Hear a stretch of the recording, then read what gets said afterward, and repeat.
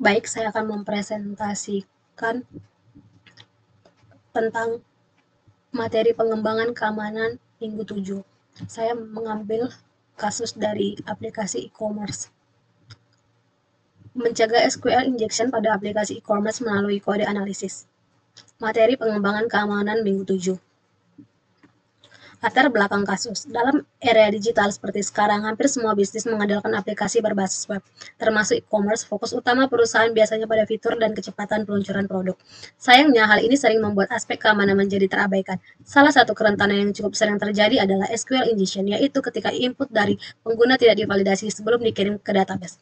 Hal ini bisa dimanfaatkan oleh penyerang untuk menyisipkan perintah SQL tertentu, sehingga mereka bisa mengakses data sensitif tanpa izin. Studi kasus kali ini berasal dari sebuah startup lokal yang sedang mengembangkan aplikasi e-commerce. Setelah peluncuran versi beta, beberapa pengguna melaporkan bahwa mereka bisa melihat data akun pengguna lain. Hasil investigasi menunjukkan adanya celah keamanan serius di sistem login, yang ternyata disebabkan oleh SQL injection.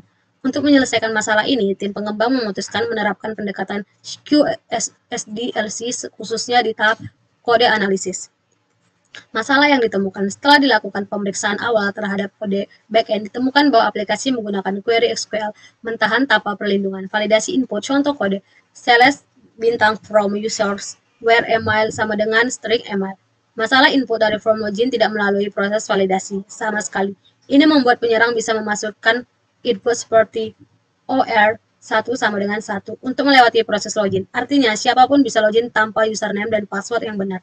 Cukup dengan menyisipkan perintah SQL yang dimanipulasi. Teknik kode analisis. Tim pengembang memutuskan menjalankan statik kode analisis menggunakan SonarQB. Hasil pemindahan menunjukkan 13 kerentanan kode.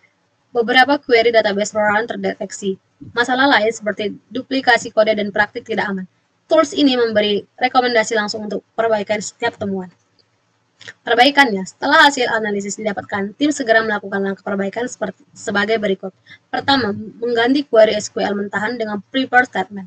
String statement sama dengan string con prepare select bintang form user where email sama dengan tanda tanya statement being from string email.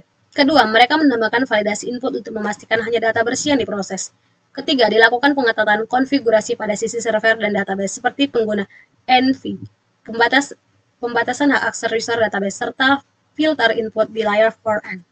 Hasil dan uji ulang. Setelah dilakukan perbaikan, tim melakukan dinamika kode analisis menggunakan Vera kode. Hasilnya tidak ditemukan lagi celah SQL injection. Sistem login hanya dapat diakses dengan kredensial valid. Resiko eksploitasi pada autentikasi berhasilnya diatasi. Kesimpulan, dari studi kasus ini bisa disimpulkan bahwa kode analisis merupakan langkah penting dalam proses pengembangan software yang aman.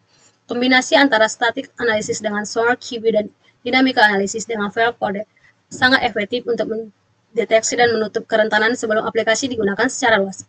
Penerapan prinsip security SDLC ini khususnya di tahap kode analisis mampu mencegah serangan cyber yang dapat merugikan perusahaan maupun pengguna akhirnya.